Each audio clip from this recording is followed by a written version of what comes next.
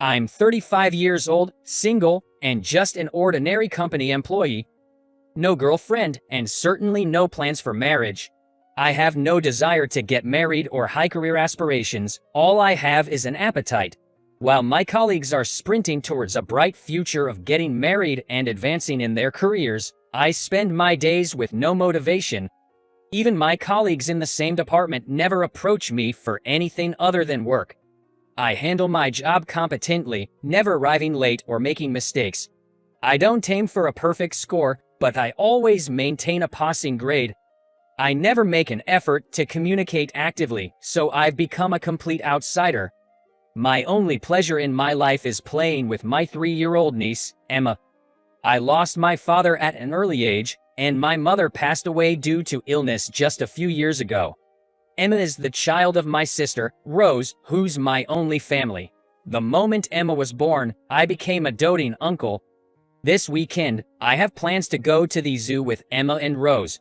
I'm so excited that I can't help but feel jittery at work. While hiding my grinning face, I'm managing to get my work done until it's time to clock out. Suddenly, my phone rings. It's from an unknown number.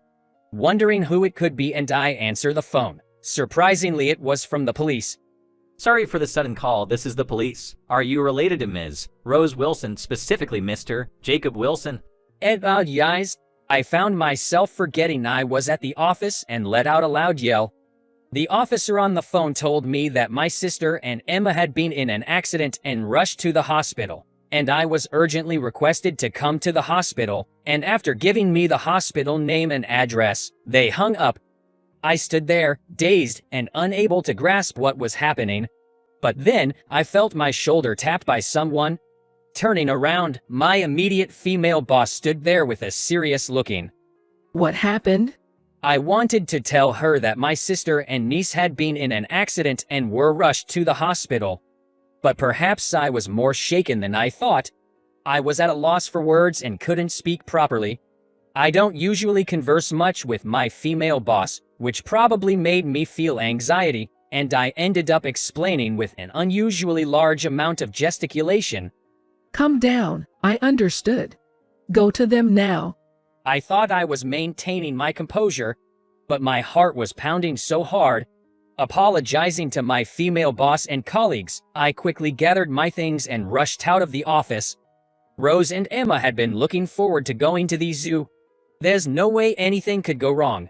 I repeated that to myself as I hurried to the hospital. But when I arrived, Rose was already gone. The driver, blinded by the setting sun, had missed a red light and hit Rose and Emma, who were crossing on the green light. Rose died instantly. It seemed that Emma was shielded by my sister at the last second, resulting in her getting away with just minor scratches.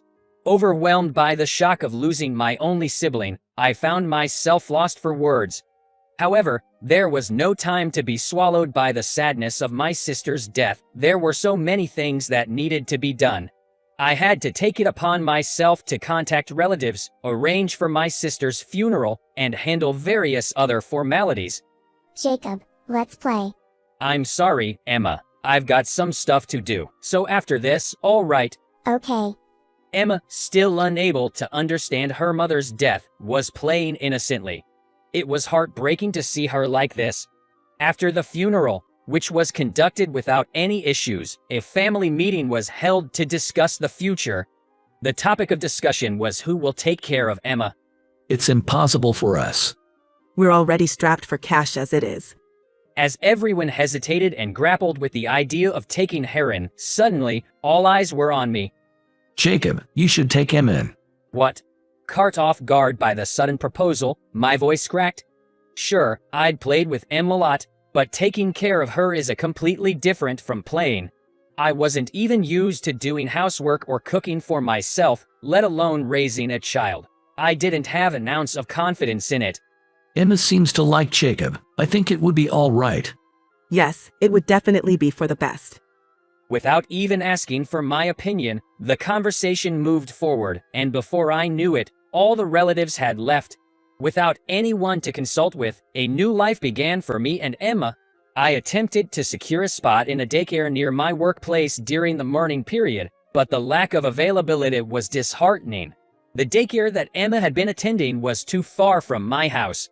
Since I was going to be raising Emma, I needed to find a place within a reasonable distance from my home, but I was struggling to find a suitable daycare that I wasn't familiar with. And there was one more thing that was worrying me. No. Come on, Emma. I absolutely refuse. I want to stay with you. Emma, feeling vulnerable without her mother, had become extremely unstable. She couldn't bear to be separated from me even for a moment. Of course, it's understandable that she'd become emotionally unstable after suddenly losing her mother and being taken in by her unreliable uncle. But if this goes on like this, I wouldn't be able to go to work. In desperation, I called my female boss. I'm really sorry for the sudden request, but may I take a few days off? I've taken in my deceased sister's daughter and she just won't leave my side. Already having taken several days off for the funeral, I felt incredibly uncomfortable asking. However, my female boss replied, Just come into the office. You can bring your niece along too. I was truly sorry and apologized repeatedly over the phone. There must be a mountain of work waiting.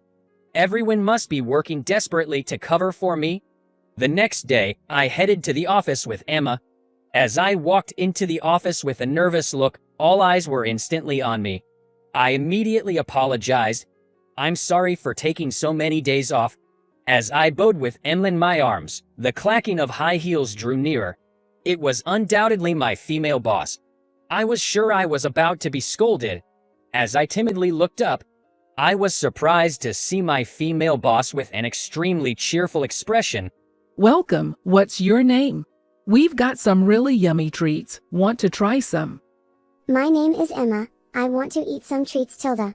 Emma, who had been clinging to me, quickly hopped down and started walking hand in hand with my female boss.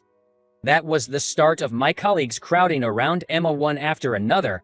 Seeing Emma, usually with a worried face, smiling like she was, filled me with relief. As my colleagues fussed over Emma, my female boss walked over to me. You look as expected. Huh? I didn't understand and asked her to repeat. Your voice on the phone earlier, you sounded maxed out. She said this and handed me a piece of paper. It was a parental leave request form. Seeing my surprised face, my female boss continued. You must be having a tough time dealing with the procedures for daycare and adjusting to life with Emma. Take some parental leave and solidify your living situation for now. Me, taking parental leave. It's true that our company has a parental leave system, but I never thought I'd be eligible. Yes, and there's also this. The next thing she handed me was a brochure for a daycare center. I remember that this is the one nearby here. My daughter is in preschool, and she goes to this daycare. They're quite flexible, and they don't have too many events, so I highly recommend them. I'll check if they still have openings. My female boss is a single mother. Even now, when her child suddenly falls ill, she often leaves work early. I remember her often taking time off when her child was in daycare and had a fever. As I thought about this, she gently patted my shoulder. I really owe you one from those days. Those days? I had no idea what she was talking about and tilted my head in confusion. Don't you remember? Whenever Mike had a fever, you always covered my work. Her words made the hazy memories at that time come flooding back. Back then, after returning from maternity leave, seeing her struggling with sudden calls from the daycare, I offered to help. I thought you were so cool when you said, please assign all your work to me when you have to leave early. I almost fell for you, she said with a hearty laugh. I felt oddly embarrassed. I had just offered to help because she was in trouble. At that time, my sister was pregnant. The father of her child had disappeared upon hearing about the pregnancy, but my sister had decided to become a mother despite the opposition from our mother and relatives. No matter how severe her morning sickness was or how heavy her body felt, she was always working part-time at a supermarket register to earn money for childbirth. Seeing my female boss struggling reminded me of my sister, and I couldn't help but offer to help.